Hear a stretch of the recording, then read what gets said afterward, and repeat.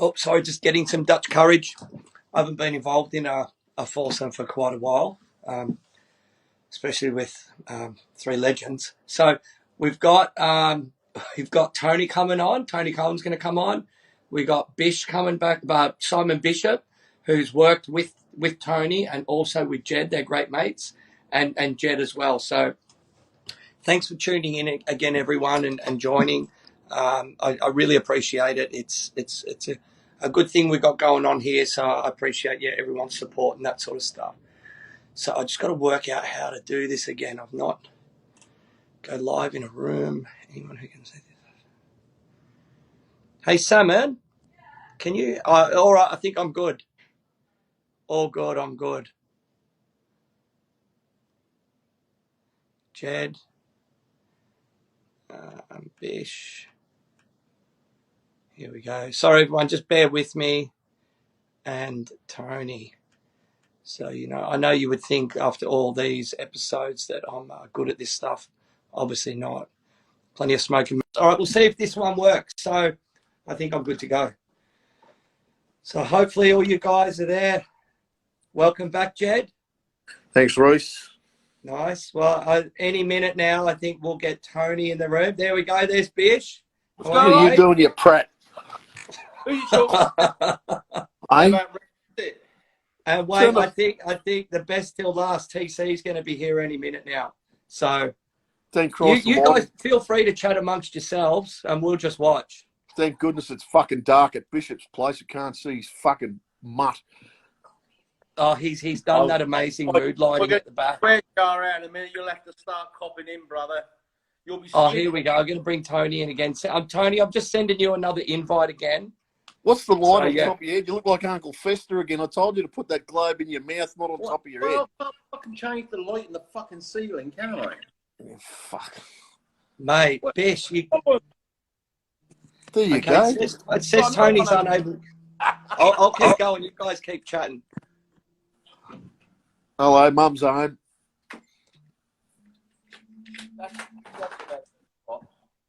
All right, Tony, I'm just sending you an invite again, mate. So it should pop up on your screen. Hey, Bish, how come you're not wearing like a little Tokyo t-shirt? You just caught me with my pants down, really, because I was laying on the sofa. What's this?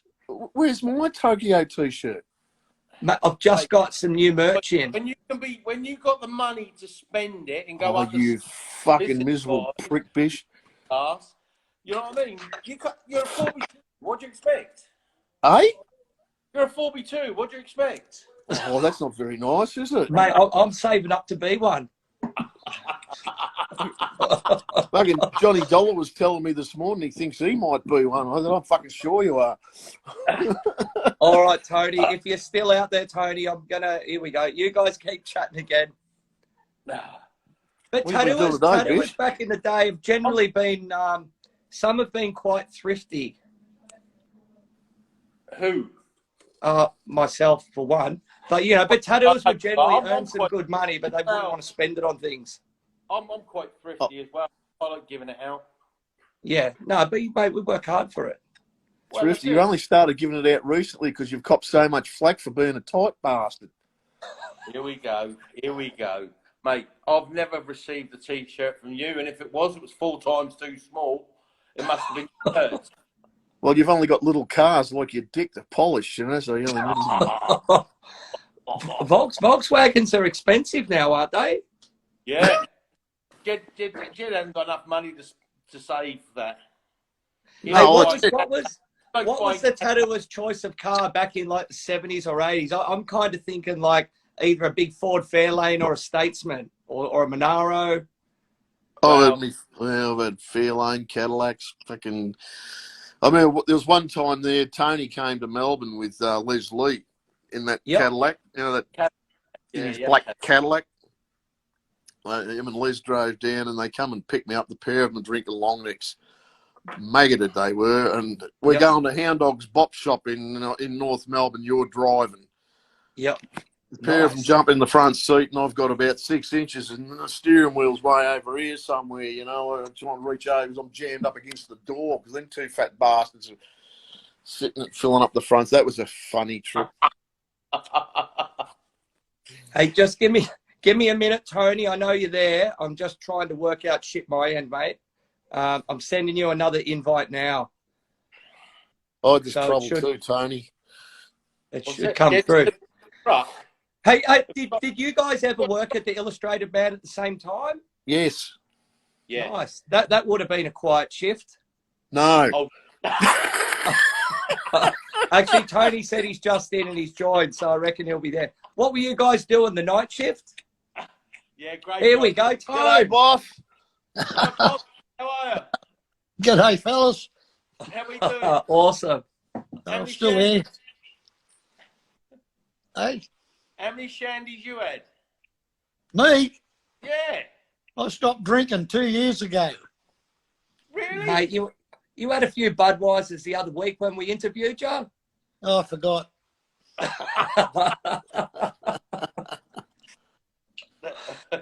Hey, Tony, when these guys worked for you, who was the best earner? Oh, Bish. Oh, it's pretty hard to say, mate. I can't remember that far back. I was just a blow-in. Bish was there full time. Ah. So as a blow-in, Jed, you would have been on a higher percentage. Who? On high. No such thing as a high percentage at the Illustrated Man unless you're on the receiving end. Yeah, not receiving much now. No, Mate. it wouldn't be. No, I was the graveyard shift. I did occasionally a Saturday, but mostly it's graveyard shift, 6 to 12 every night. Yeah, well, that's when all the crazies come out. Hey, Bish, you're not with your mates now. Can you speak English, please? Oh, sorry, mate. Oh, crazy. Very, very interesting interview there, Jed. Enjoyed it. Good on you, mate. Thanks. I didn't get around to saying Tony, it was probably you and Danny that kicked off that first tattoo convention, wasn't it? The TAAV one. Didn't used to get that go. Well, you possibly did. Yeah, sure did. Yeah, I thought it was you. But I was sure it was the PTAA. No, it was a TAAV at that stage, I think. All right. Okay, that's a long time ago, and so much water under the bridge since then. Yeah, no, it was the Tattoo Artists Association because I didn't go over to the PTAA. Yeah. So Tony, with that, like when you first met Jed, we were talking about it before, like, you know, when you and Danny came together, it was like the meeting of the greatest minds of tattooing at that time, so to speak. Like you guys were both killing it. So what Jed was saying, like, you know, he took a shine to you and you obviously saw something in him to give him the time of day and put some effort in and invite him up to Sydney. What was different about Jed than other tattooers back then? Nothing different about him. He just reminded me of when I was a young knockabout and lunatic. You know, he had all the what do you call it? All the you know, he was the type of guy that I liked, you know, and got on with. Yep. Yeah, I'm going to invite him back in. I think we've just lost him for a minute. Yeah, so we'll go around in circles, I think. Yeah. I think he got all shy for a minute then. Got embarrassed. Oh, he's coming back. There he is. He is. I fucking heard that. You're not shy, are you, Jed? I resemble that remark. Mate, you want to lose some weight, you look like that bloke out of the Addams Family. Oh, you're no fucking Twiggy. Hey, are you talking to Jed or to Bish? Jed. Oh, hey, amazing. We all hey, changed you lot, guys, mate. like Jed and Bish, in all seriousness, like, it must have been cool, like, getting a leg up to work with Tony at that time, like, you know, one of the leading artists in the country and that sort of thing, and, you know, obviously learn stuff and you just be around the greatness. I idolised the prick. Yeah. I don't know why. I did. Yeah. The old shop was the best shop though. There was, that had the character. You know what I mean? Yep. Yeah. That was the fun times. You know what I mean? Did you work in Tony's Bay, Bish? Was that correct? Yeah, back in the cowboy slot. Yeah, nice. With the one at the back when the TV was opposite it. Background and the cowboy hats and all that lot. I was there when all that got painted. Tony was away. Gary painted that up, and and we banged it all up and tidied up all that workspace there. It only took Tony about 5 minutes to fuck it all up again with all these shitty crap everywhere. That's a bit rough, Tony, isn't it? Well, as I said, Jed said I saved it all. It was unbelievable. It was just a big tidy up and everything. And then Tony was back 5 minutes and he had all sorts of stuff everywhere again. It was great.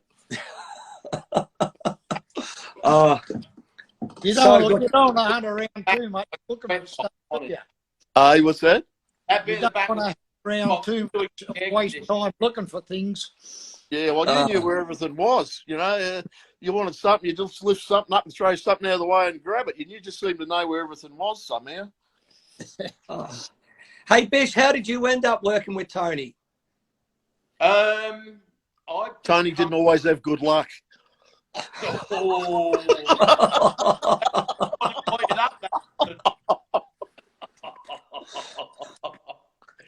I was working up the hill, and then I just got back from Denmark, and I just ended up coming down to Tony's. I met Tony a few times anyway, because I sold him jewellery and some Binky B machines and some bits and pieces, and just wandered down the road and asked for a job, and he said, "Yep, you're lucky. I've got something here, and start tomorrow." So yeah, nice. That was the deal, and then obviously I was there for about, I think it was nearly 5 years. I think. Yeah, wow. Yeah, awesome.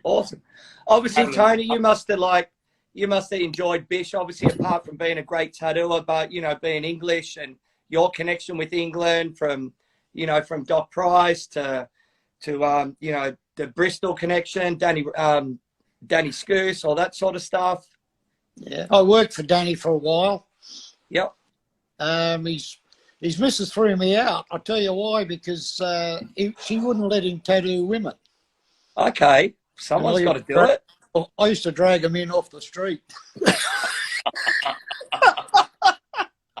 You get caught with a tit in your hand, you were out, mate. Tony didn't have to drag him anywhere. He was just a chick magnet. They're always floating around him. Mate, the style guru. Hey, Tony, sorry, Jed was talking about, what was it? Jed, bell bottoms and desert boots? No, stovepipes and desert boots. Nice. Black jeans with a roll up and desert boots. Yeah, nice. That's you and Tony. You still wear them, don't you? Yeah, I've got them on now. Yeah, there you go. Mate, when you're on a winning formula, why change? That's it. Hey, Jed, I saw in one of the pictures, I saw you rocking out and this is pretty much a Melbourne thing, like moccos or moccasins. Oh, yeah, I wore moccasins since I was about 8 years old. Yeah, mate, they're amazing. I think when I was 16 or 17, you had to have Fabergé acid wash jeans, a set of moccos, and a black and red flannel and a mullet. Yep. That was the uniform. Yeah, used to rock the mullet. Yeah. And the tash, that was always a good, you're talking about, who was it that worked with Bev? Greg Hoskins, he had the tash as well. That's why he was down in Sydney so well with the tash. Well, some areas it would, But what about you, Bish? You always rocked out your own style. You never undertook the full Aussie look. I was always a skinhead, wasn't I? So I was just I had. We are now. Both are. What? Yeah, both are in edge. Got more hair than both. He's bald. But yeah, no. But always used to wear T-shirts to work, though. You can't ruin a good shirt, can you? Yeah. No. Especially Hey, when you're Tony, on a everywhere. different note, we were talking about Jed before. He was wearing that early Illustrated Man T-shirt, the white one with the black hunya on it. I think you should do a rerun of that, mate, as a classic tee. It was awesome. Yeah, it was too. Yeah. I'll have to take a photo of it and trace it off. Yeah, mate. I'll sort that out. You guys talk amongst yourselves. I'm going to do another toilet break. Give me 1 minute. And, He's lucky. Our birthdays are all around the same time, aren't they? We're three of us are Aryans. Yep. You're coming out every What date's yours, Tony? 13th of April. A what? Nah, Bish is cutting out. It's not. It's you, Bish. It's not us. Jesus, that was quick. Yeah, mate. I'm quick. Hey, Bish, don't they have 5G down in Geelong? No, he's just too tight to pay for it. Oh, he's still on the old dial-up. He's peddling underneath the desk. You reckon he's on Vodafone? You better bring him back. Bring him back in here. What's your birth sign, Rhys? I'm Leo, mate. I just had my birthday a couple of weeks ago. Okay, we're just saying three of us are Aryans. Oh, nice. Well, I'm apparently Virgo rising. Who knows what that is on the spectrum? I don't rise anymore. It don't work. Mate, come on, dude. You know there's medication for that. Yeah. You can only let 3 guests enter your live room. Hey, Bish, if you're on there and you can hear us, maybe log out and we'll try and invite you back in. So there we go. Go the air. Oh, yeah, Bish will come. I'll invite him. This has crashed. All right. G'day, Pete. There you go, mate. Psycho. So, Pete. hey, if anyone's out there and wants to ask any question, now's a prime time to do it. They're all gone silent. Yeah. So, all right. Hey, Tony, here's a good one before Bish comes back on. Who was your favourite tattooer out of the both of them? Oh, hey, mate. It's work there, mate. They had to be good. Yeah, I know, mate. You always had, like, great crews.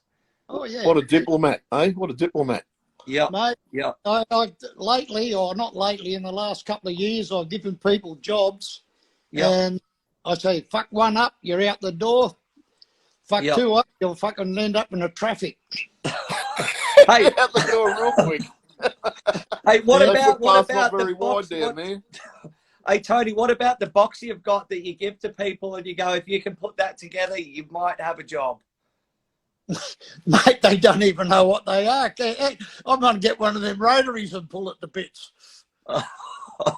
You probably have more luck. Hey? You'd probably have more luck. Here we go. Here we go. Yeah. That's the only thing I've pulled apart, mate, it's a rotary. Yeah. Hey, so Bish, talk to us about machines, because you were bringing a lot of like Mickey B machines over to Australia back in the day.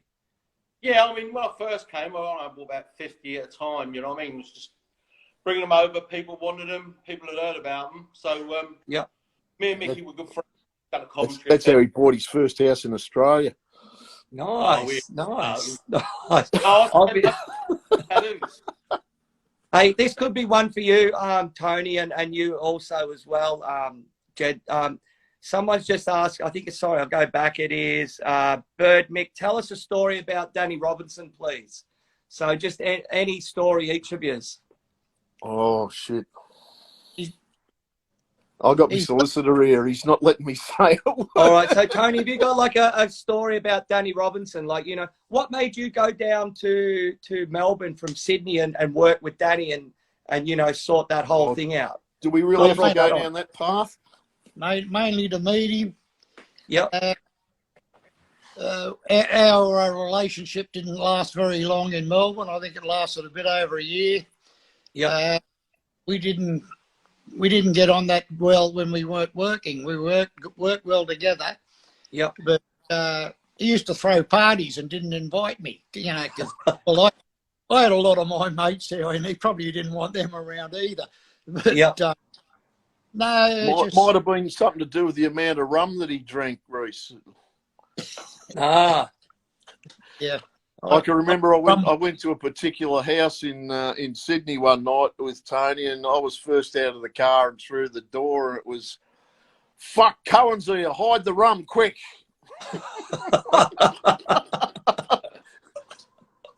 Yeah, and then they brought in all the plastic glasses. Yeah. Here we go. We've got Jade Baxter's asked, Jed, do you remember having an opening party at Crossbones Party? Would that have been Beans' shop or? Beans' shop, yeah. Beans. Oh, yeah. The band played there. There you go. Yeah.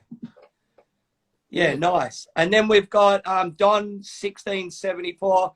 I have a question. What is the best tattoo you've done? That's a big one. I think that's the one that you haven't done yet.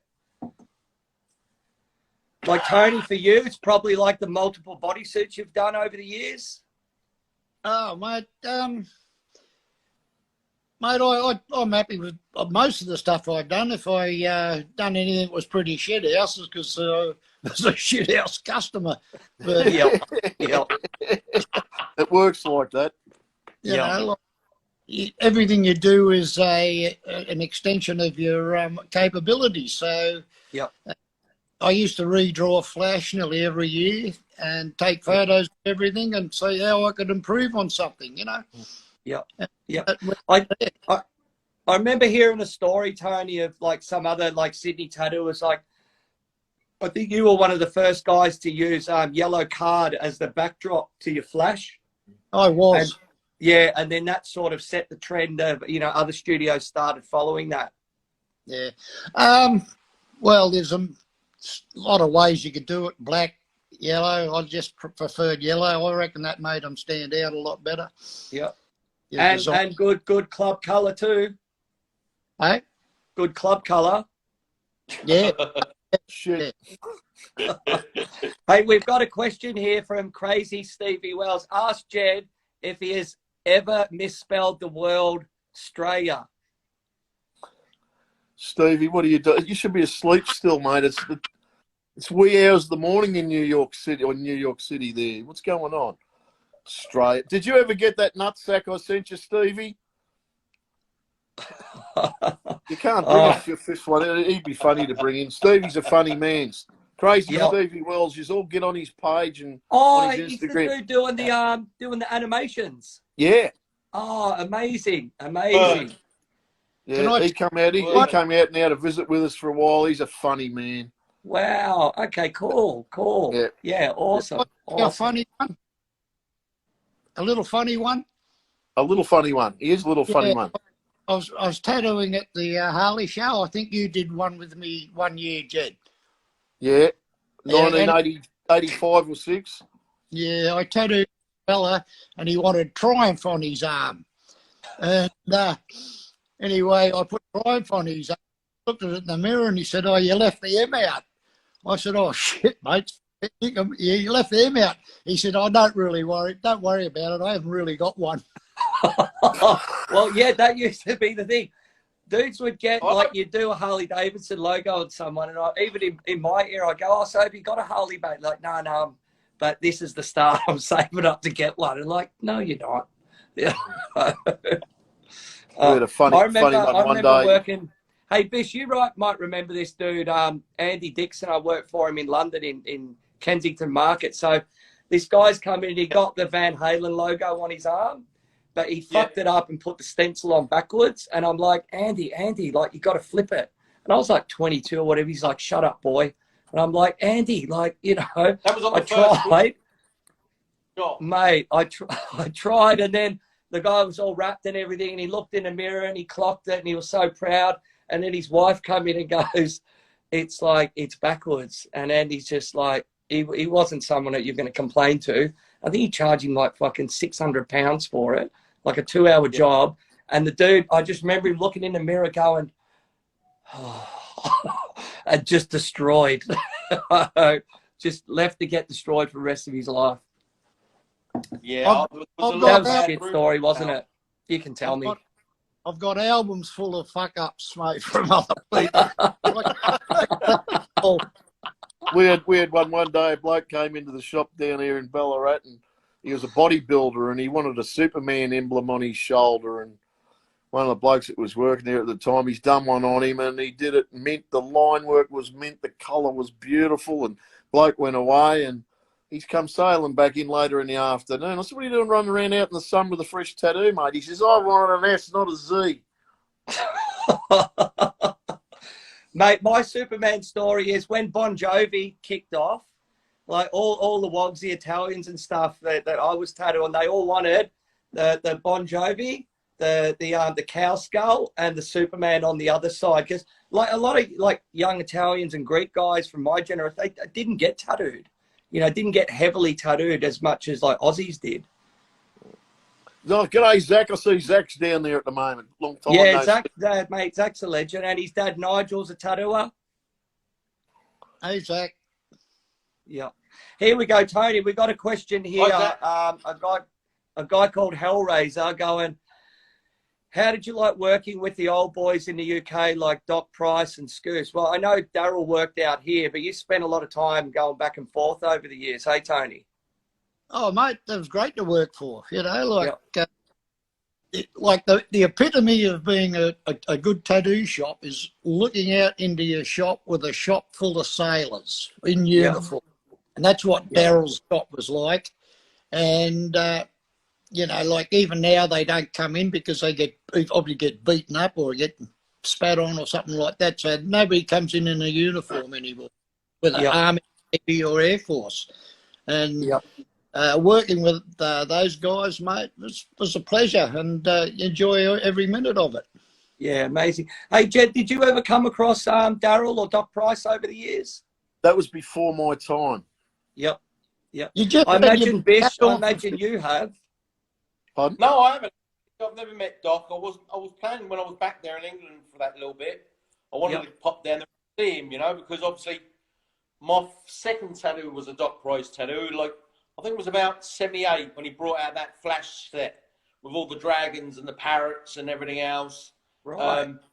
Sort of like new, and everybody was getting the new Doc Price set. You know what I mean? And everybody was getting them. We were all football hooligans, so it was just like we were all getting the 18 quid tattoos or the 15 quid tattoos, and get as many as you can fitted on your arm. And if you was a big bloke, you had 20 of them, and if you was a smaller bloke, you only had about 10.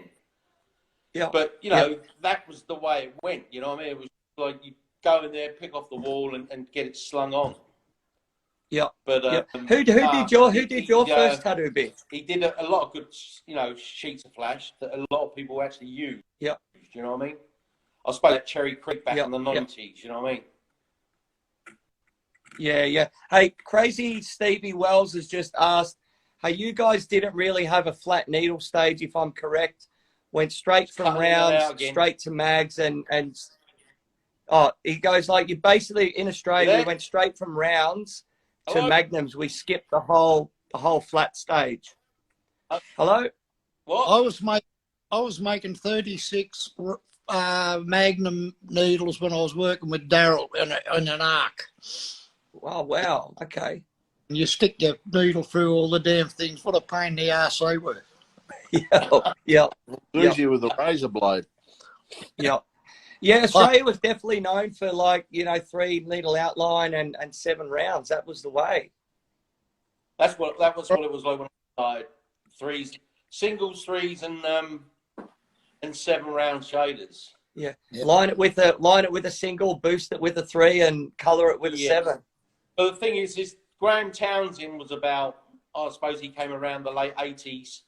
Even though he was doing a lot of flashback then, but he did this little sort of like 50 pence sheet, you know what I mean, where you had about 50 designs on the sheet, and they're all about big, you know what I mean, and there was just so much detail in them. But if you had a single needle, you could do them, but test the time, I should imagine they don't look that good now, you know what I mean? Yeah. Here we go. Jade Baxter said, we made our curved mags over a Macca's straw. There's ingenuity.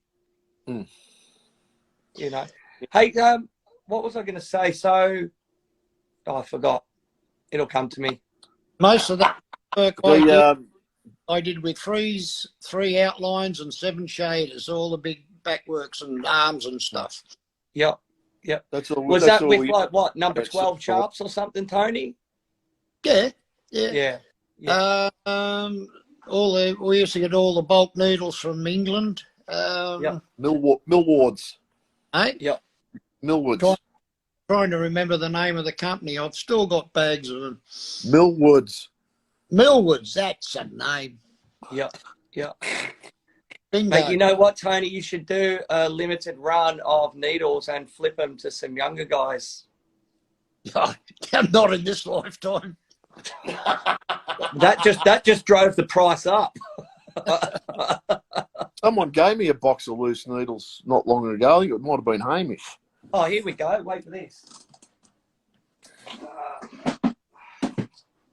Here we go. This is Bob Wood's old needle box that I got off Greg. Jesus. And I think there's it's them there. Yeah. Back to the front. Awards. There we go. There's a liner or whatever. Can't see. Blah blah blah. But yeah, but no. So they weren't stainless in those days. You'd have to wash the acid, or sometimes you'd dip them in bloody baking soda to neutralise the flux acid, and then rinse them off and drop them into Vaseline. Keep them in Vaseline so they didn't rust before you used them. That's a lot of work. Eh? Yeah. That's a lot of work. Yeah, it was. Well, I didn't do it too often. Yeah. Hey, how did you guys feel about like when the whole pre-made needle stuff came in? Like, fucking wrapped, mate. Yeah. So it's about 5 hours a week. Yeah. I remember I was working at Innovision with Cliff at the time, like say 15, 16 years ago, and that's sort of when I sort of got onto it, and I was very proud to always make my needles. And one day he's like, "Oh, do you want to watch me make some needles?" I'm like, "Oh yeah, man," thinking I'm going to get this real enlightening experience. This guy's worked with the Dutchman and blah blah blah, and he's going to give me some secrets. He picks up the phone and calls Michael, the Chinese guy, and goes, "Yeah, I'll have 2 boxes of liners, rounds, and mags." I'm like, "Fuck you, cunt." And then it was a slippery slide. Yeah. Life has changed. Life is so easy now. Like, Yeah. Any young peanut can pick up a machine. Yeah. Fucking No one women misses hand tattooing stenciling. now. They wouldn't have been tattooing. They wouldn't have been tattooing without having, if they had to make needles these days. Yeah. What about change of spring or a capacitor or Can you build a machine? Tony knows that. That's a no. No one can these days. No, mate. What happened to John Elders, Tony? That's an interesting question, mate. The last time I heard from him, he was selling some guys' tattoo machines from England, and the ones that the top bar sat on top of the coils. But he reckons he made them. He was bullshit. Oh, Titchener's ones. Yeah, and then running greyhounds, and mate, I think I haven't heard from him for probably 15 years. Yeah. But because he was making like a bend up machine, wasn't he? I don't know what he was doing, mate. I think he was full of fucking crap. But no, he was old and fat and disappears for a second or two. We went to school together. Yeah. He was a mate, but he opened up a shop but he opened up 2 shops in Sydney and Beverly Hills, and they shut him down. The council shut him down. He didn't last long. Yeah, crazy. Yeah, I heard that story as well. Like, yeah, he ended up doing greyhounds and all sorts of stuff. And yeah, who was like, apart from say back in the day, Tony, like obviously in Sydney you had Bob Wood building machines, Wally Hammond. You had some cool machines. Didn't Rolf Kaufman build machines with you or for you or something like that? No, Rolf built heaps of machines for me. Yeah, because they were crazy with the diode. I might have one somewhere actually. Yeah, the skull and crossbones with the eyes lighting up and that. Yeah, no. I'm going to try and find one. Oh, that used to help you do good tattoos, didn't it, when the eyes lit up?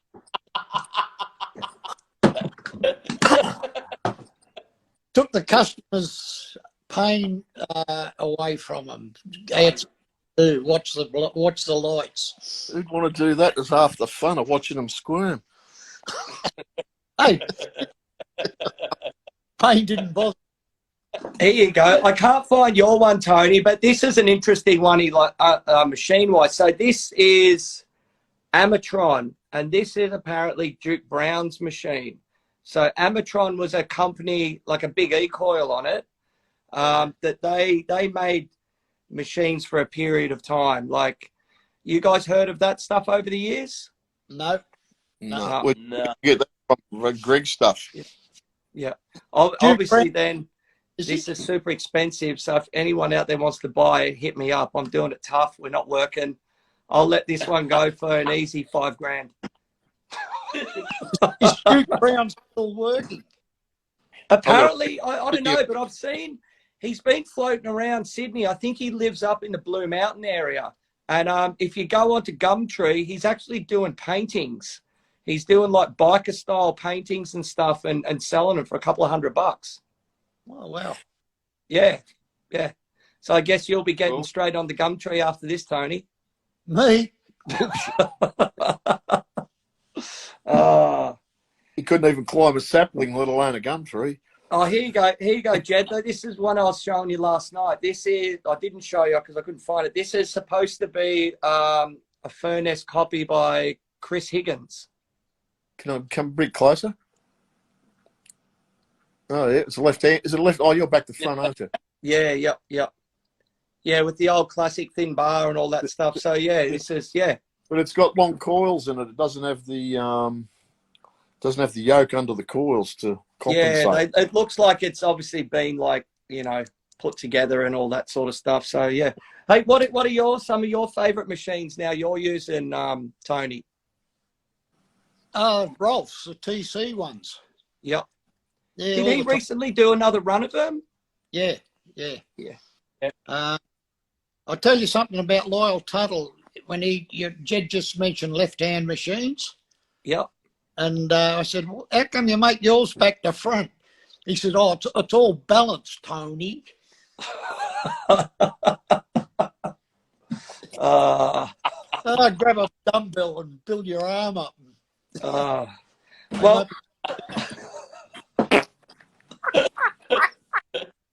hey, Jed, obviously last night you were saying you obviously love the new what do you call it, like the pens and stuff now. What about you, Bish? Are you still rocking out Mickey B's? Yeah, I've still got one there. I've got one here right in front of me, actually. I've got a couple. I got that one you gave me. Then I've got the Mickey B's, and I use a couple of Medi Deutsch's machines. Yep. Jim Roselle machines. Yeah, nice. And then any Bishop. Any Mickey B's for sale? Well, how much you're prepared to pay? I got a couple. Mate, I think right now is the perfect time for whoever's watching to start a bidding war on a Mickey B machine. Yeah, I've got a telephone dial. I think I've got a couple of telephone dials. I've got half a dozen. Yeah.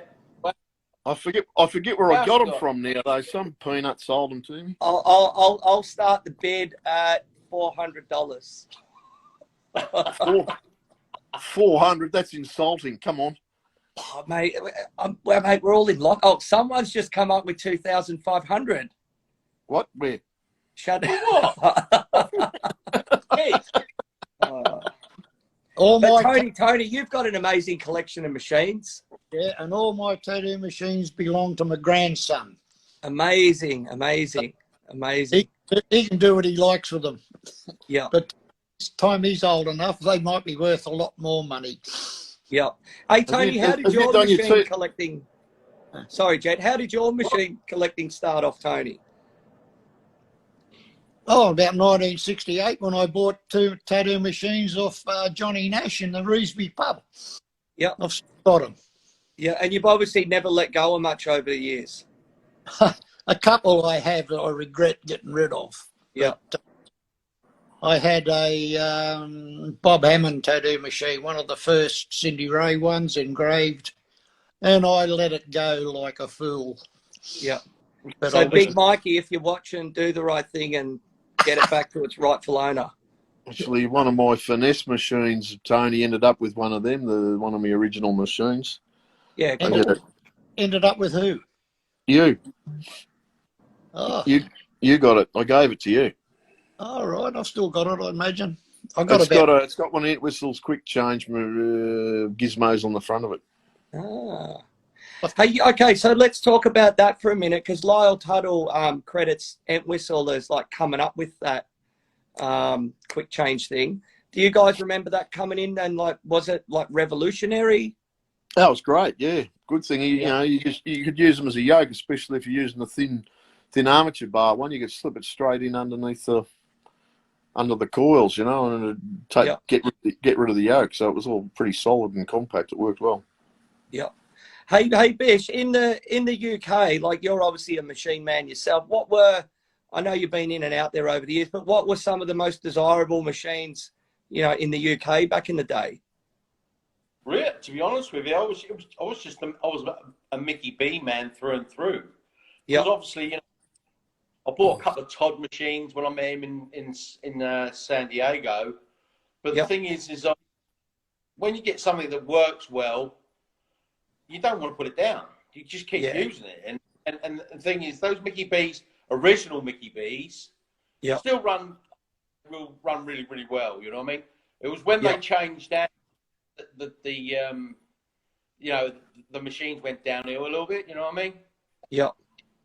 Yeah. Because they changed hands on about 10, 15 years ago. There's no point getting into it, but it was not the way it worked out. But it was Mickey B machines and Mickey Sharp's colour for Bish. Yep. Yeah, I used to get a lot of that stuff. And as long as they went up and down and banged the colour in, mate, I didn't care what. That's it. You know what I mean? Go up and down. Before. They need to in there. One of those sound machines, because it was just clanking like nobody's. But do you know what? It sounded a bit like Lyle's Tuttle machines. Remember those? What was those ones he made? The Frisco Flyer. They used to make some noise and all, didn't they? Yeah. Hey, Bish, were you responsible for bringing over that premium 2000 stuff back in the day? Yeah. Nice. Yes. Because that was kind of like the pre-dispersed era, and like. Yeah. You're selling to me. Stuff off of Richard. You weren't mates then.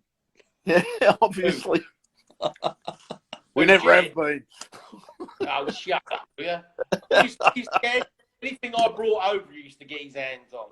He's got kids on everything.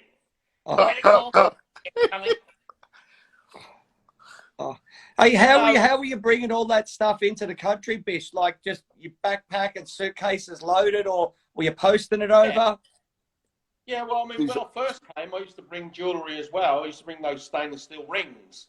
That's when the piercings started getting popular, you know what I mean? Here comes. Oh, here we go. Here we go. There's the puck. And then the Mickey Sharp B was making pigment as well.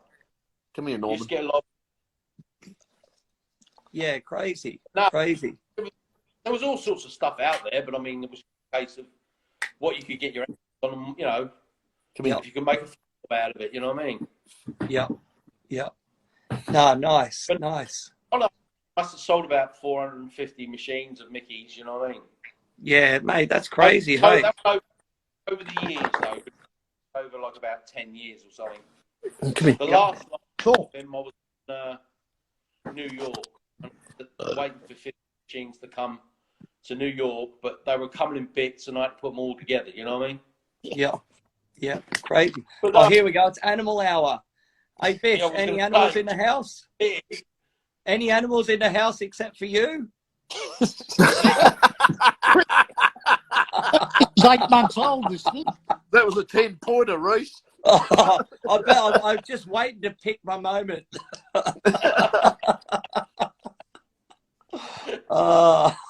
Where's Polly? The size of it. What? Where's Polly? Hey? Where's your dog, Bish? Oh, well. Where is she? She's at the couch with Marley. Yeah, I'll be back too. Hey, you guys just chat amongst yourself. You kind of know each other a little bit and that sort of. When was the last time you guys saw each other? Jesus. A couple of years ago. Here we go. Yeah, 12 weeks old. She's a good girl. What's he getting? His cat. What? What sort of a dog was that? Bulldog. I got one of them too. Oh, what? I've got one of them too. There you go. This is Sonny, the little Tokyo health inspector. Oh, pisser. Just woken up from sleep, not happy. Oh, there's Chopper. Okay. Nice. Mate, everyone needs a shop dog. How long you had him, Tony? Hey? How long you had him, Tony? It's Brooks' dog, about 12 years old, 12. Yeah. He's old. Yeah. Yeah. No, good. So back to that. Sorry, Tony, you and Jed haven't seen each other for what, a couple of years? A few years now, yeah. Yeah, Yeah, about nice. 2. I think it was down Victoria, went for a ride, I think. Oh, shit, no, it'd be 10 years, wouldn't it? 8, 9. Probably 10 years, Tony. Nearly. I got the bike out the other day. I was going to go for a ride, do my whole 5 kilometres, and then it rained, so I machined it and put it back under the cover. Hey, Tony, earlier in the interview before, Jed was talking about, I think you came down to Melbourne one time in the Cadillac with Leslie. Oh, yeah, old Leslie, yeah. Yep. He's an old character. Yeah, he keeps ringing me up. I think he's about 83 now. He's as fit as a Mully bull. Yeah, nice. Crazy, hey. So obviously, Jed, did you get your liking of Cadillacs from Tony? Yeah, it wasn't my liking of driving. I mean, that wasn't a fun experience at all. Yep. Not with Tony and Liz filling up the whole front seat and me left with about 6 inches to sit on. Hey, Bish, where did the love? We went into Hound Dog's Bop Shop. Oh, yeah. I lost all those records. Yeah. You got me to drive in. Your Perry's rocked up at my house. You've been on the long necks. You were both rotten. Those were the days. Eh? Mate. Those were the days. Yep. So what was you going to say, Bish, Rhys? where'd your love of the Volkswagens come from? Germany. Oh, no. I've always had, really. I had a load when I was in England, and then obviously when I came over here, the dry weather, and then they weren't eating up or, rusty as hell. Yep. I think it was my second car when I came over here, and then I bought a Ford LTD station wagon. Yep. But I've had a few. I've built a few. I've had more than a few handfuls anyway. But they're good. They're money now. People don't understand how much money they're worth. Mate, they're crazy. You'll spend 40 grand on a Beetle. You know what I mean? You can buy a Chevy pickup for that. Yeah, it's crazy. Hey, just out of curiosity, Bish, how did you and Jed meet? We met originally. Must have been at Kiwi Kim's. Definitely at Kiwi Kim's. And is that like, Jed, when you were doing day shift and night shift at the two shops? Quite possibly, yeah. Yeah. Yeah, it was most probably. But that was near the end of the era of the shop, though, wasn't it? In Newtown? Yeah. Mm. That's when the lights, Kiwi Kim was. That's when they took they wanted the shop back, I believe. Yeah. No, what? Because I remember you was working there and Paddo and TB. Because TB worked there for a while, and then Bernie came up there, didn't he? I think Chris Reed was there for a bit too. Oh, wow. And then you were. When you say Bernie, Bish, is that Bernie Luther? Yeah. Yeah, nice. Yeah, a small. I wasn't actually there at that stage because I pissed off and went to work for Paul Jeffries. Yep. So I think he came in and did sort of like a guest spot there for a couple of months. And I think TB took over when I was there, and then Paddo came up and did a little spot as well for a while. Yep. Like Bernie Luther worked at E.B. Kim's shop. Yeah, in Newtown, yeah. A son of a bitch coming to see me. Well, he did or he didn't? He didn't. Yeah, yeah. I got tattooed off him in India a couple of years ago at a convention there, and I said, "Oh, you've been to Australia?" And he's like, "Yeah, man, but it was too crazy for me. It was too many crazy biker shit going on." He's going, I just went back to Bali. It was far more chilled out. Yeah. Well, that's why he didn't come to my joint. Yeah, I was scared of you, Tony, for fuck's sake. It's horrible. Scalped him, Tony. Hey? I said, you most people would have scalped him. Yeah, I've heard some rumours about him lately too. Yeah. Yeah, there's a lot of rumours that go around, but... Yeah. Lucky we've all got our lawyers handy. Yeah, exactly.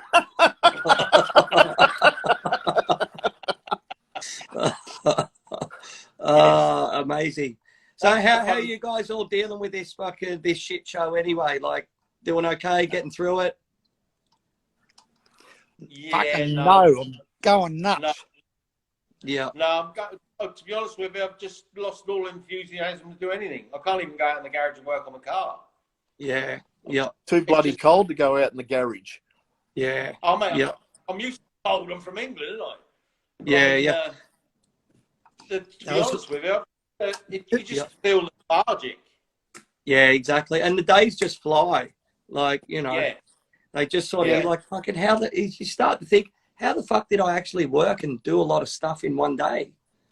Yeah. You know. Well, I suppose you do. Long time since I have. Yeah. Yeah. But no, hey, anyone that's out there, come on, give us some quick questions, hard and fast. We've got about 10 minutes left. So let's get juicy for the last sort of 10 minutes of power.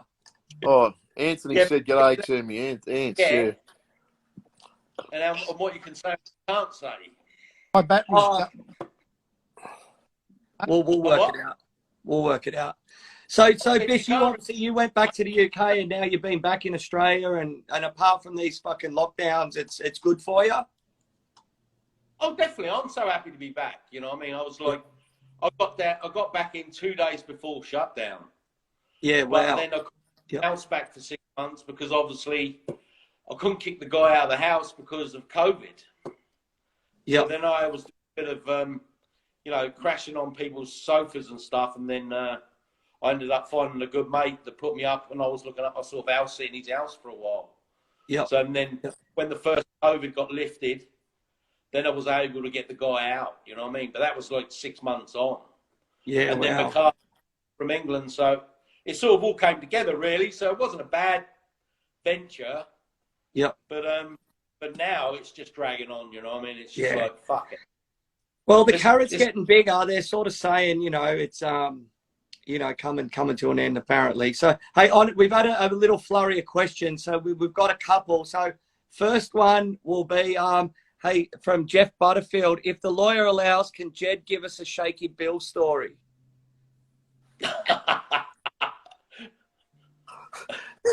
Nicely put, Jeff. Hey, what was my lawyer's here at the moment, so he's telling me, Jeff, talk to me another time and I'll tell you one in private. Yeah, I know there was a mad one. There was like, when he had his shop in Thornbury, there was a mad detective around that area. And I can't say any more than that, but yeah, it was I can give mad you a times. good one. You want to hear a Here good we one? go. Yeah, let's go, Tone. Okay, I was in Sacramento Tattoo Convention. No, I think it was Los Angeles. And he was over there and he had a bunch of Paul Jeffries flash photocopy. And he stuck them up on the wall where you walked into the conventions trying to sell them. Amazing. And I had said to him, I said, "Listen, mate, get rid of that stuff, will you? Yeah. You'll It get won't last yourself long. in. You'll get yourself an ass kick." I think Paul told me the story as well. Eh? I think Paul told me that story as well. You know, about he ended up going into the toilets and having a word with a guy and saying, "Mate, that's my fucking flash up there. You ain't selling that, especially when I'm selling it." You know what I mean? And he said, "There's a guy that, and I'm not going to say too much, but I think there was consequences paid." And it was really shitty photocopies too. I'm telling you. Yeah. Obviously a high price. $1 each. Mate, they would be quite the collector's item now. What, the photocopies? So what about healing back in the day? Like someone asked about like healing. What was the general, what'd you do? Just slap a bit of Vaseline on it, a bit of paper towel and masking tape? Toilet paper. Metho. Metho will do it. Metho cleans anything up, mate. Give it a spray. Metho kill a black dog. If you've got a weepy tattoo in the joint, spray it with metho once. It'll fucking seal it up quick in no time. Yeah. Stop putting all these stupid new creams and things that they're all selling these days. Waste of time. Your body should be healthy enough and have an immune system that'll heal it up within a week without putting a heap of shit on top of it. Yeah, that's a whole other industry. Everybody wants to get into the act. That's it, Tony. Yeah, exactly. Yeah. No, Dickie Reynolds used to put toilet paper on them. Oh wow! So I guess this is a bad time for me to let everyone know that Little Tokyo's doing an aftercare range. I'm taking the piss. But here we go. So Aaron James Tattoos has asked, what inks were you guys using back then? Like National, like mixing your own stuff? Yeah. I bought powder. Yep. Originally, we were mixing our own. You'd get jars of fucking colour and mix it up. And if you were going to fucking bust one and open or something, it was generally orange that went everywhere for some reason or other. Yep. Yeah. Pete Backman used to mix it up in the Vitamizer. He'd probably be able to tell you some stories about throwing ink all over the place. Yeah. You got to give it to Wally. He had the best orange in the world. Yeah. And when he used to tattoos, mate, he used to colour in panthers in orange. He even covered a Jesus Christ head in orange one day. A bloke tried to get me to cover it up, mate. I could not get black over that orange. Well, apparently that stuff was so fine. Like it was just so fine, the molecules of it. And it just floated in the air. The minute you had it was just like an orange dust, and it was like haze in the air. Whenever you took the lid off the jar, even it'd poof. Yep. But yeah, most of it was powdered stuff, and you just get a lot of it from National. Yeah, National was the original, like pre-mixed stuff. Yeah. Yeah. When I was in Melbourne, we used to go to Dean's Art in, I think, Clifton Hill, maybe, and you go and get some white there and blues and some yellows and stuff, and if you're titanium dioxide and red oxide and stuff. Yeah. You're giving things away, Jed. Oh no. Yeah. They know all anyway now, don't they? Hey, you don't need to mix it. I remember I went to the garden supply joint one day and I said, "You got any red oxide?" And he says, "Oh, what do you do with that? Mix it up and poison people with it." Yep. What would have happened? It either raise or fall out. Well, there was a red that National was selling at one time. Was it National or Huck? It was a real crimsony red, and it used to blow up in a lot of people like really bad. Yep. And you'd have to tattoo over the top of it with just water and bust the skin open and bleed it, flatten out. Red oxide's brown. Yeah, that was the red. Yeah, that's what I was talking about. The brown, the red oxide. There's nothing wrong with that. Still use it. No, there was another red. There was an actual red. A first red that come from Spalding. Yeah. It was a dark crimsony colour. Oh, it blew up like God knows. Yeah. Hey, Tony, just talking about Spalding. What if there's a rumor? I don't know. I got told that Billy Phillips was going to be the Spalding importer or representative of the Huck Spalding stuff into Australia. Any truth in that? Yeah, a little bit. Huck Spalding bailed him out of Sp- jail in Holland, didn't he? That's right. Yep. Spalding gave him a heap of gear and fucking for Billy to sell it, and Billy kept it. Well, yeah. Hey, what's the other story as well? Wasn't Terry Wrigley going over and visiting him in the Belgian prison dressed up as a priest? No, that was Jeff Baker. Jeff Baker, right? Yep. He got dressed up as a priest. Madness, mate. So crazy. Mate, he was the funniest mate. One of the funniest men you've ever met in your life. That Jeff Baker. Yep. Yeah, so crazy, man. Yeah, Vaughan Griffiths used to hang out with him and Wrigley. They used to have some funny stories. Oh, mad. Well, guys, all right. Has anyone got anything they want to say, or do you want to call it a night, or a few last questions? Oh, it's not about Shaky, but it was when Shaky was working in Flinders Street. They'd been it was about Shaky. They'd been pig hunting. Yep. And it was like one of them old 2-story shops, and they come back and they had a fucking sow or something, and they threw it upstairs and forgot about it. And it got fly blown, and Bev's sitting there working one Saturday afternoon, and she's tattooing away, and she saw something out the corner of her eye. What was that? Yep. And the next thing, the maggots are falling on the workbench. One had landed in the pot of black ink.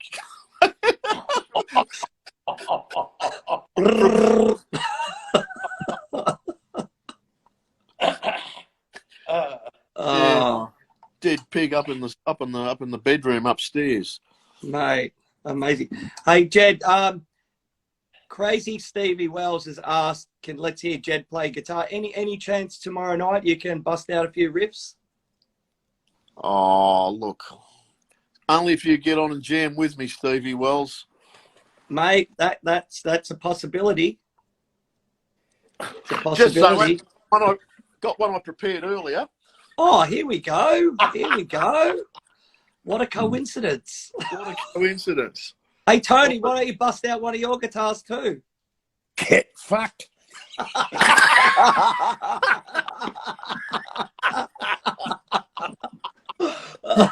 I got more guitars than songs. All right, so everyone, we've got a special performance here tonight. Jed Hill, live from Ballarat. Take it away. Oh, you want me to play one? Were you just teasing us? I'll put it down again. Oh, mate. Bit of blues. A bit of blues, Tony. All right. Yeah, a little bit of blues. Jed's taking requests, everyone, as well. We'll let this go on. I'm not even going to tune it. If I had money, I'd tell you what I'd do. I'd go downtown and buy a Mercury or two. I'm crazy about a Mercury. I'm gonna buy me a Mercury and cruise it up and down that road. There you go. That's it. It's out of tune. Mate. Better with the 4-string. I got one of them over there. Well, don't tease us. Oh. Don't tease us. No, not tonight. He's got a 4-string. What's that mean? It's all gone sideways. Oh, he's talking about a cigar box, but this is no, it's a 3-string. This one's a 4-string, wasn't it? I had one. This is a tie pin. Couple of lesbians gave it to me when I was living in Bangkok. The guitar. Can I ask you a question, Jed? Yeah. Jed, yes, do you mate. know a bloke called Craig Cohen? Used to be a tattooist from up there out the other side of Adelaide. He makes the cigar box guitars. I don't know him, no, but I have heard of him. There's a bloke here in Ballarat, Steve Plater. He's probably not on there, but he knocks them together too. He put that one together that I was playing on that clip that you would have seen. Yeah. Do they make a one string? Yeah, diddly bow. I want a one string. Yeah, diddly bow. If you can't play three, you won't play one. I give it up when I left working with Danny. He taught me so much stuff, that bloke. Yeah. But I never kept it up. Yeah, he was in a country band back in the day. I've seen photos of that. He was the session guitar for Slim Dusty's. Session guitar player for Slim Dusty. And he was on his band too for a little while. Yeah, I can't back that one up, but I did hear rumours that he had played with some popular musician of the day. Yeah. I got him up with the Bushwhackers one night in the Ballarat pub there, and he played Guitar Boogie Shuffle, and they backed him up on it, the Bushwhackers, and mate, it was insane. They asked him to do it again. Yeah, right. He was a whiz, whatever he did. Yeah. Hey Tony. Yeah. Have you got one of those Jackhammer Jed cards, the red and yellow ones?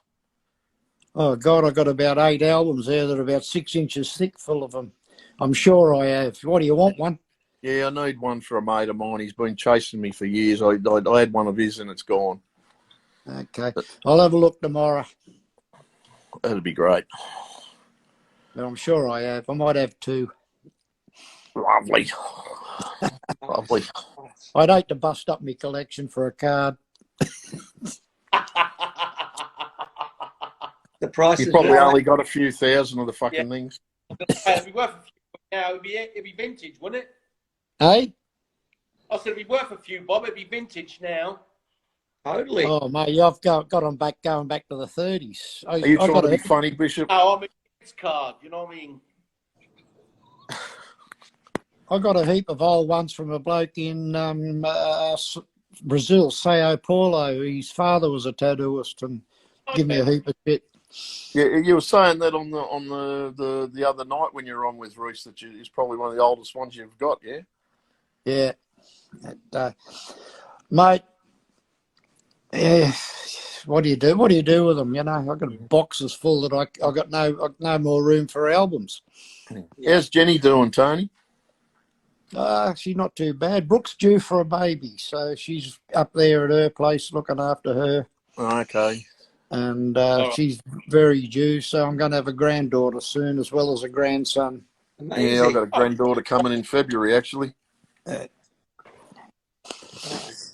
Well, Cool.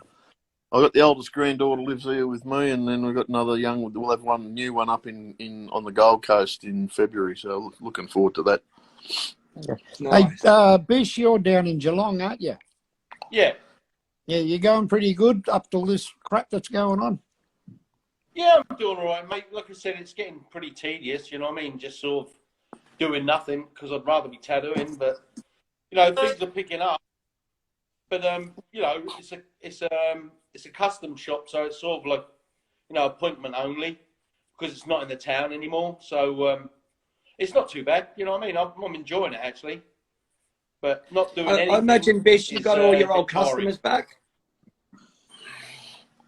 You would have got all your old customers back, Bish, quite easily. They're coming back slowly, you know what I mean? Some of them are, some of them not. You know. Yeah. I picked up a couple of them when he left, but they've all left me and gone back to him. So. Who wants to work too hard? No one. Wow. What? Hey, so Jed, tomorrow night, like, any chance we can get another song? Maybe. Maybe we'll start a bidding war. Sell me tattoo machine for fucking $3 or $4 grand, and we'll definitely put on a song. Mate, I tell you what, tomorrow night we'll all jump back on again because I'm gonna we'll interview you first, Jed. Then we'll do Bish afterwards, and then if you're up for it, Tony, as well, we'll do this other 4-way thing too. So maybe we can all come up with something to sell and put it on the screen and start a bidding war. What a good idea. Yeah, I'm running out of lies. Oh, mate, don't worry, mate. You're quick on your feet, Tony. You'll come up with some. So, yeah. And I think, yeah. Oh, so sorry. Drew Artworks has just asked how many years tattooing on the screen. Like, I think me, I'm just ticked over the 30. What about you, Bish? 30, 31. Yep. And you, Jed? About 45, I think. So what's that? That's 105, 100 and something. What about you, Tony? From 67, I was tattooing people. So work that out quick. I can only count 50s and 100s. 54 years. Yeah, okay, yeah, nice. So yeah, over 150 odd years. Yeah, nice. 160 roughly. Yeah. Yeah, nice. Yeah. Nice. So Brody Kane has asked for Dave Hole covers, Jed, if that means anything. Oh yeah, Dave Hole, he's from Western Australia, Dave. He was discovered late in life. It took him 30 years to get discovered. He's a good slide player from Perth. Look him up there. Yeah, nice. Nice. The Plumber is a good album. I'm the Plumber and I'm in your neighbourhood. He's great. Yeah, I like Dave Hole. First saw him at a concert at Honeybend Creek back in '92. I think it was when I first got back from the States. Yep. Yeah. What about you, Tony? You're a big muso as well. Who are some of your favourite musicians? Sleepy LaBeef. Nice. Face tattoo. Yep. All the country blokes, the outlaw blokes, Waylon Jennings, Chris Christopherson, all that sort of stuff. And all I play in the shop now is 50s, 60s rockabilly stuff. Yep. And, they're still coming up with some stuff that I haven't even heard of. And my record collection went down the drain. But, no, that's it. Fucking Sleepy LaBeef, mate. Fucking just the best rock and roller that lived, and he passed, I think, 2 years ago. He had a Cadillac song too, didn't he, Tony? I think. Yeah, it's 6,600 songs he had in his repertoire. Wow. And I used to drive him around in my black one to gigs. Well, so Bish, I know you're not a big rhythm and blues man, but let's talk Cadillac. Like, you worked at Cadillac in the States, did it? Yeah. Yes. Yeah, because it changed. That was Howie's first shop with Eric Perfect. Yeah, so I worked there a few times. I used to go every sort of year or every other year or whatever, pop in there in Philadelphia. Yeah. Under the rail tracks. Yeah, but it was a good shop. It was a flash shop, you know what I mean? It was all flash. Yeah. Just all sorts of walks of life. I mean, obviously, that's when I met sort of like Sonny Tufts and all that lot, and the Sword Swallower, Captain. Captain Don. Don Leslie. Yeah. Yeah. Well, I know, one of the things I loved. So one of the things I loved about like flash shops or street shops is, just the energy of it. And you don't know what's next. Like it's still pretty wild. Where now it's pretty tame. You know what I mean? Like you get all sorts of characters come in, and it depends if they have money and if they haven't got the money and if they're trying to pull a fast one or not. Yeah. But obviously, in Philadelphia, that always surprised me. They always had guns under the cabinet. You know what I mean? But yeah. You knew who was going to come in and who was threatening you and who was trying to rob you. Yeah. The Illustrated Man could be the Wild West at times, eh? Yeah, totally. Yeah. Well, you guys, it's still that way, Tony. I'd imagine on the night shift and stuff. It's I can remember buckets of water to get the blood and that out at the front door and off the footpath right out the front door on the night shift. Yep. There was full on down there some stages. Yeah. Well, I think Derek Campbell and Paul Sace, they in one of Paul Sace's video series, they talk about coming to Australia and going up to the Cross, and then also coming in to see you, Tony. And I think Paul Sace goes, you're working up out the back, and there's some fuckhead in the waiting room, and they've come in behind this guy, and he's like kicking off in the waiting room or whatever, and you've just stopped tattooing, come over, fucking cracked him and knocked him out, and then just gone back to work and looked at him and said, that's how you deal with dickheads. It's on film. It must be true. What else Can is on neither film? confirm or deny.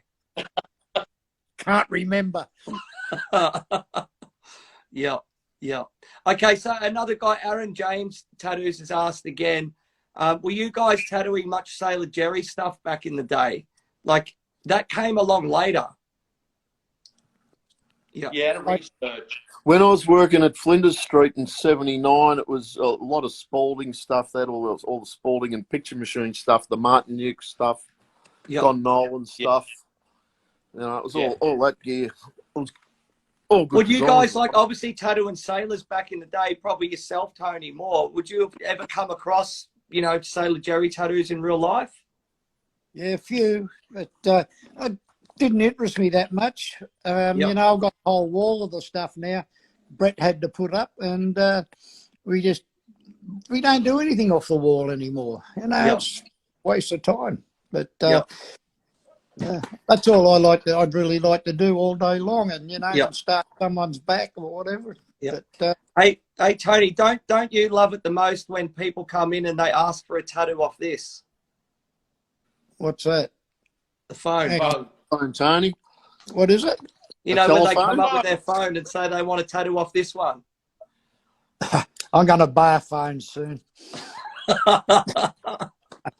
You look up the counter and there's 10 people there with their phones, and they pick something out and it's already on the wall. Amazing. No, I don't want that one. I want the one on my phone. Yeah, it's original. Hey, it's original. I found it on the first page of Google. Mate, you know, we're going to have needles and all this sort of shit.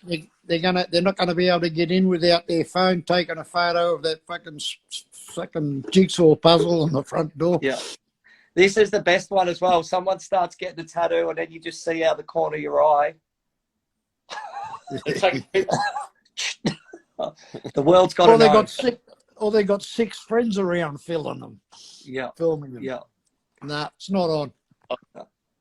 Oh, great, mate. All right, guys. If anyone's got any last questions, let's wind it up, and we'll make a date for tomorrow night. We can get some requests for Jed. You know, I don't know, Bish, you're not going to play any instruments, are you? Maybe Tony will dust off some of the guitars for later tomorrow night. No, thanks. I'm probably going to go friggin' battery's going to go flat before anything, so if I go flat, probably you know enough why. of us tonight, Rhys. Yeah, all right, mate. All right, everyone. Thanks so much. Thanks for you guys for spending the time and everyone that's watched. It's been fun. Well, thank you, Rhys. It's been a blast, mate. Great having the boys. No, it's been fun. So tomorrow night will be you, Jed, at 7, and then we'll get you, Bish, on at 8, and then at 9 we'll get this group back in together as well. See you, Jed. See you, guys. See you, Rhys. See you, Bish. See you.